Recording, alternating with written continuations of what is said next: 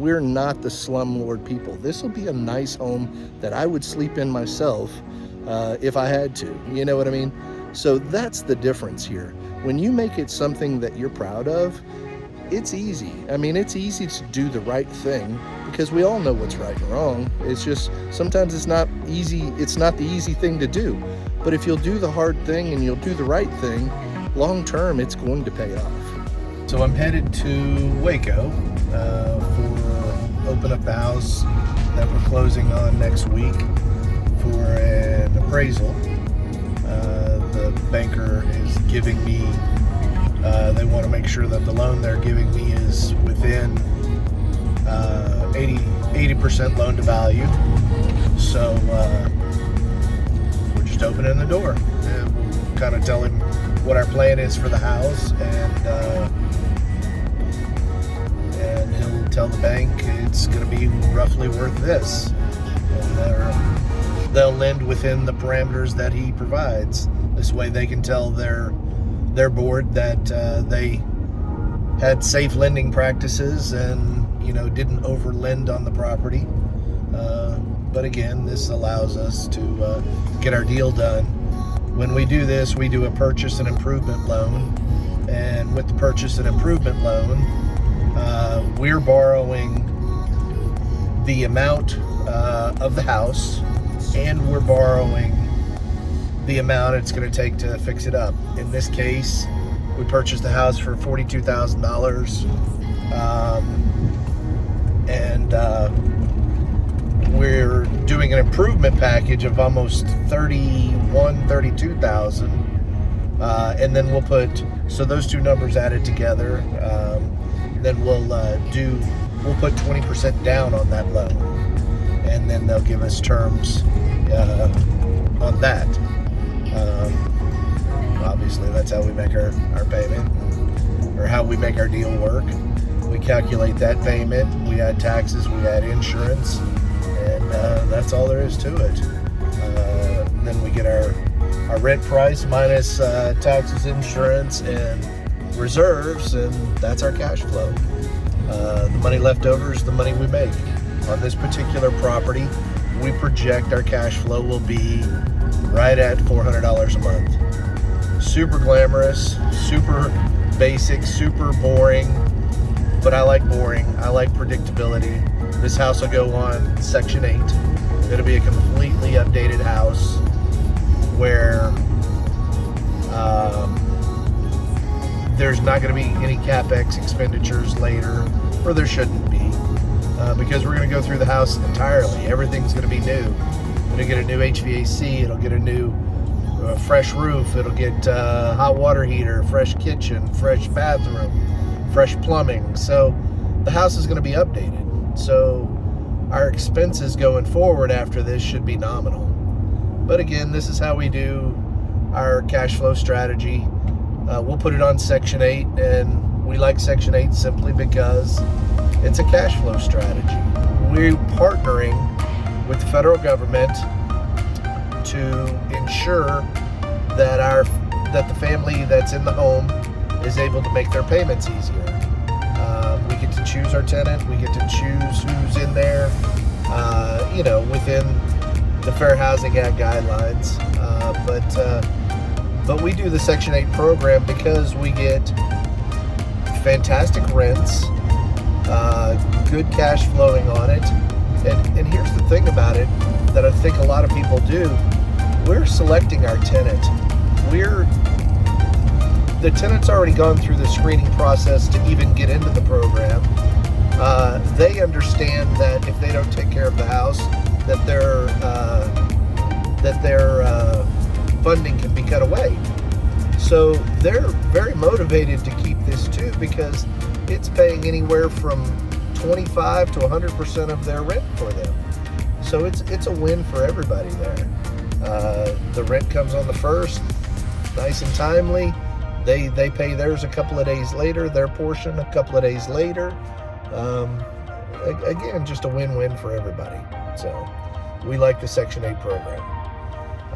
But I'll show you some more when we get over here to the appraisal, and we'll go from there. So the appraisers just left.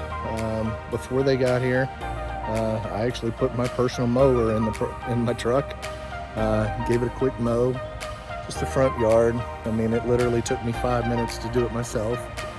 They kind of gave me a hard time. They were like, did you just mow it? And yeah, I did. I mean, we don't own it yet, but you know, I've taken mental ownership. We've got a solid contract. You know, we can pay cash for it if we had to. We're not dependent upon the bank's outcome, but you know, this is a perfect property. It's a 2-bedroom, 1-bath. You know, we paid $42,000 for it. It needs lots of love. And you can see in the background here, the paint's all peeling, overgrown on the house. It all needs to be sanded, cleaned up, put together. But the process here is finding an investment that's going to return you cash flow. We'll put a Section 8 tenant in here, and this will be very predictable income once somebody's in here. This will be a completely updated home. You know, living room, bedrooms, walls, everything, brand new kitchen, new bathroom, and they'll be happy here. You know, we're providing affordable housing to a family. They can get in here. The federal government's going to pay anywhere from 25% to 100% of their rent, and it helps them succeed. It helps them rebuild. You know, it helps them be successful, contributing people in our community. I mean, they are part of our community. This is our community, so we invest in property. It's a proven formula. This is not a home run. This isn't making, you know, 6 figures or $100,000 or any of that stuff. When we do the update, there's going to be about $73,000 in the house. I would project that it's going to appraise at $100,000, $120,000, you know, somewhere in that ballpark. So we're immediately going to have equity in the property. That equity in turn will sit there. We don't need to pull it out. We're putting our 20% down. But over time, over the years, tenants will keep paying for it. We'll keep making repairs. Things get torn up. Things get broken. All of this. I mean, it's a process. This isn't passive income. Real estate is actually never passive income unless you're putting your money in a REIT or something like that.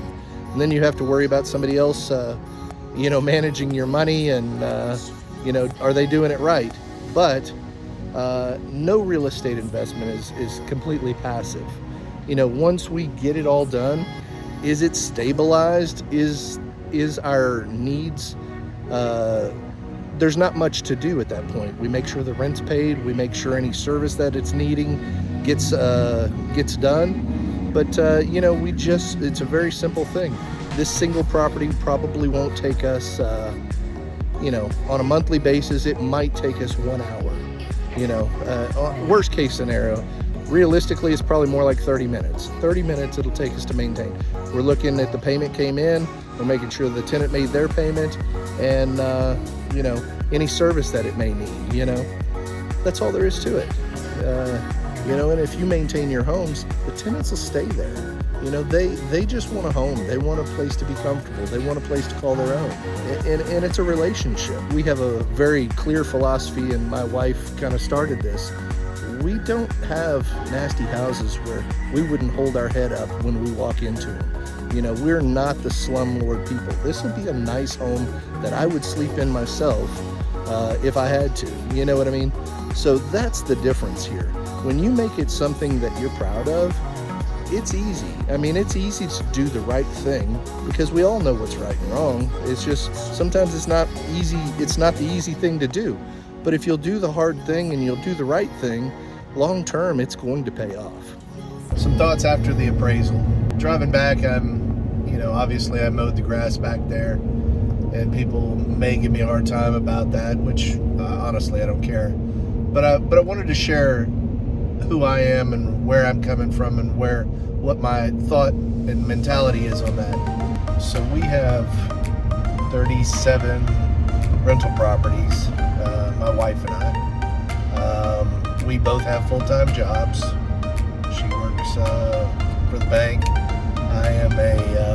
I work for the Department of Veterans Affairs.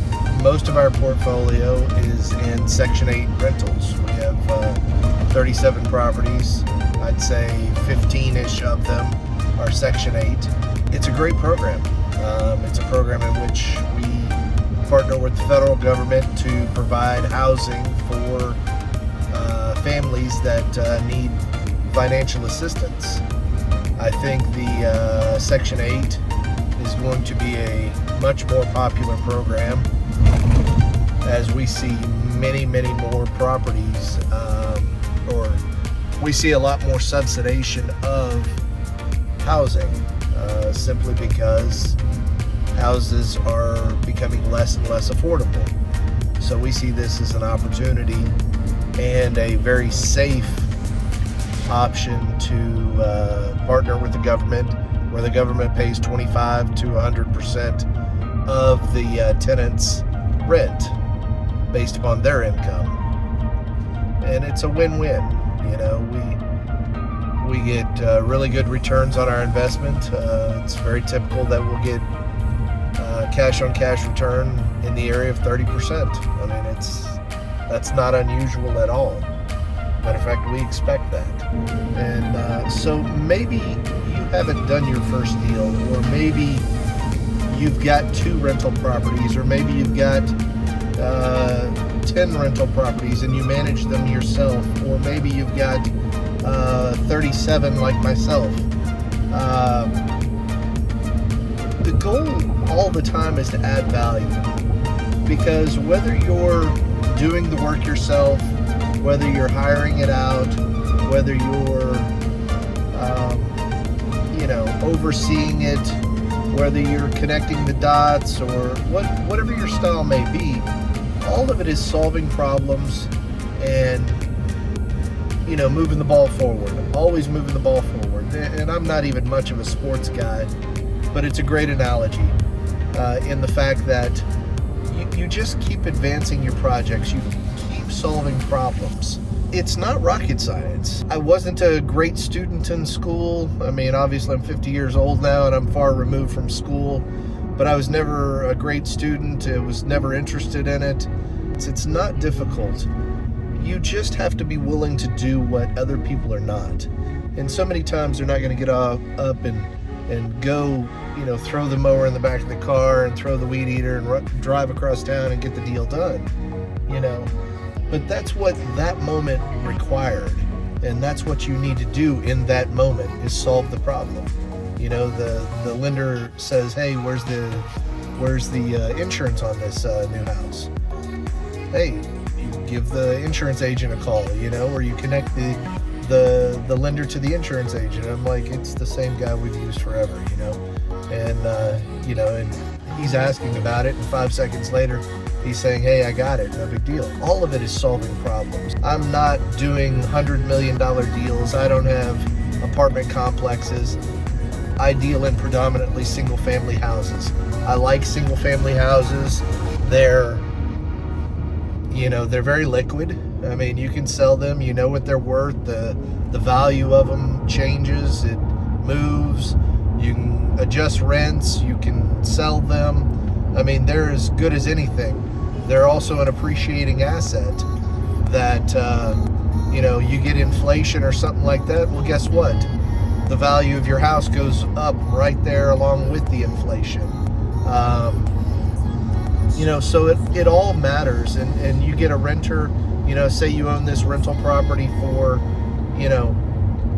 20 years, and, the renter's paid for it 2 times over, or whatever the case may be, whatever money you've made, you're depreciating it the entire time. But at the same time, the value of that property continues to go up. And generally, we've had some great rental increases over the past few years, but generally, your rents are going up too. And, you can take advantage of that. I mean, it's a win-win all the way across. You provide great housing, you get rewarded for it. You take risk, you get rewarded for it. But your risk here is very predictable. You know what every house around it's worth. You know what your house is worth. and the market on the housing fluctuates very slow. It's very sticky. People call it sticky because, inflation may be going up and rents going up and all that, but your house prices, they take slower steps. Sometimes they move fast like they did this past year, but again, just wanted to share some thoughts. I'm sure this is a full-on ramble, but again, it's about adding value at every step of the way. Something needs to be done, do it. Thanks for listening.